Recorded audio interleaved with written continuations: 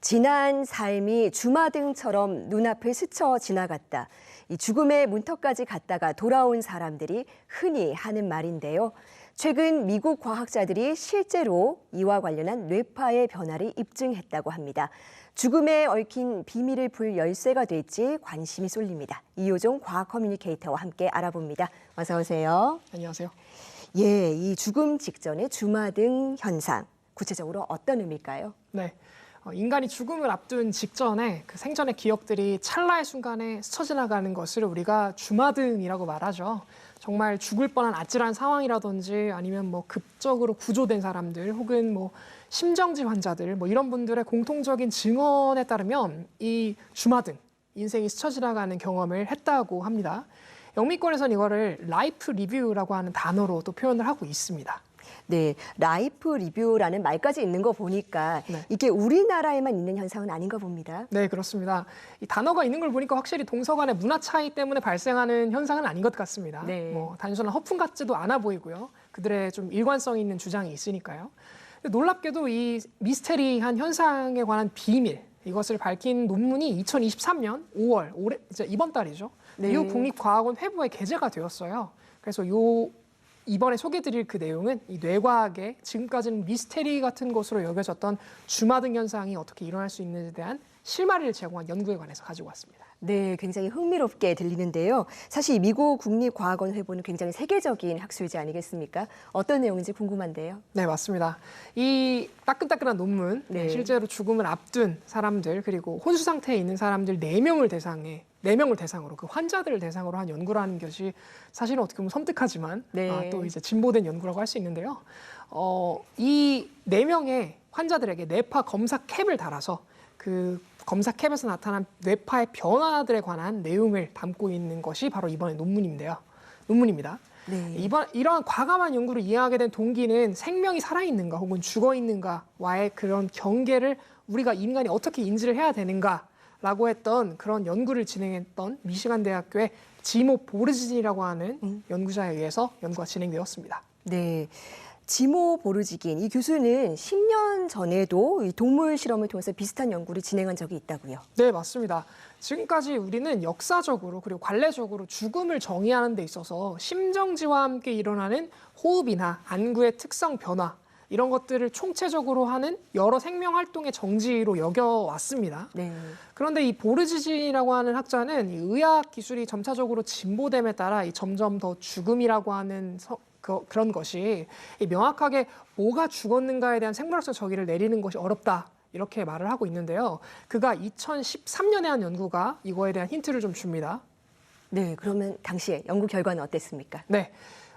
해당 연구에 따르면 실험에 사용된 쥐가 있는데요. 네. 그 쥐의 뇌에서 이 변화를 이제 집중적으로 연구를 했는데 네. 심장박동을 멈췄음에도 이 쥐의 의식이 바로 사라지지 않고 한 30초 정도 유지되는 그런 모습을 나타냈다고 합니다. 네. 그래서 이 보르지기는 이 연구를 통해서 우리가 삶과 죽음에 대해서 지금까지 그냥 본능적으로 이분법적인 살면 살았고 죽으면 죽였고라고 하는 그런 경계를 만들어서 우리가 정의하고 있었는데 이것은 구시대적 발상이다라고 하는 그런 멘트를 했었습니다.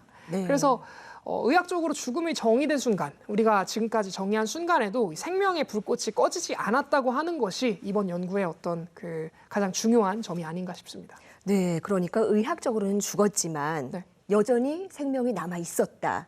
이 당시에는 쥐를 대상으로 실험을 했는데 이번에는 실제 죽음을 앞둔 환자들의 뇌파를 분석한 거죠. 네, 그게 굉장히 놀라운 점인데요. 네. 네, 그녀는 자그마치 수백 년 동안 사망으로 판명났음에도 이 소생한 환자의 사례들 그리고 거의 죽음의 문턱에 있는 수많은 사람들을 봤음에도 네. 그런 의학적으로 그들의 뭐 진단 결과나 보고가 있었음에도 불구하고 대체 이 사람들에게서 나타나는 뇌 활동을 우리가 왜 지금까지 알지 못했나?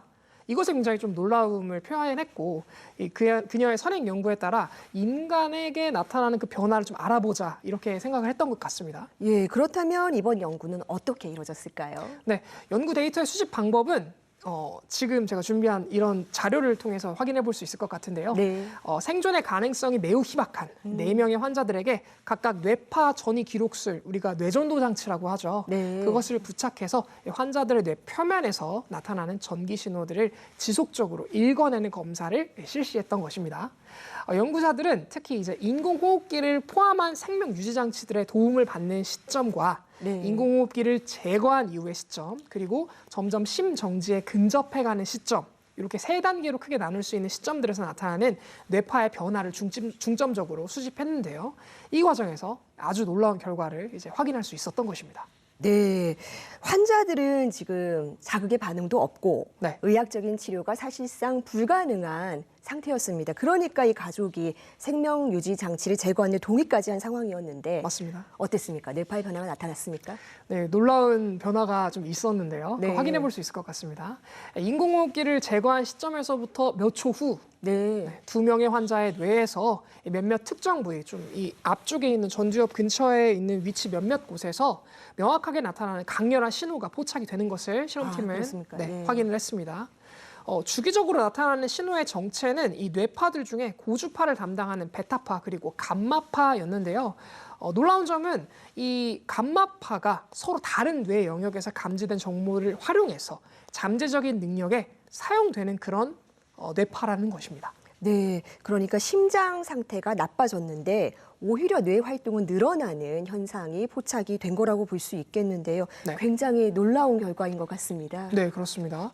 이 감마파의 위기 감지 능력 관련 연구를 진행했던 루이빌 대학교의 신경외과 의사 아즈말 제머에 따르면 이 뇌가 어떻게 감마파를 이용해서 위기를 감지하는가에 대해서는 이 신경과학에서 가장 큰 미스테리로 여기는 것들 중에 하나라고 밝혔는데요. 네. 분명한 것은 이번 연구를 통해서 죽어가는 사람의 뇌에서 이런 아주 이런 감마파의 신호를 측정했다는 것이 이게 뇌과학적으로 죽음의 직전에서 나타나는 그런 사람들에게 나타나는 어떤 기억 속에 남아있는 사건들을 주룩 보여주는 주마등 사건이라든지 아니면 뭐 다양한 경험들이 있지 않습니까? 유체 네. 이탈이라든지 이런 신비로운 그런 현상들을 단순히 미스터리가 아니라 이게 과학적으로 우리가 좀 측정 가능한 형태로 분석할 수 있겠구나라고 하는 그런 과학적인 연구 대상임을 확인할 수 있었던 그런 논문이 아닐까 싶습니다. 예, 그렇다면 이번 연구를 놓고 다른 과학자들의 반응은 어땠습니까?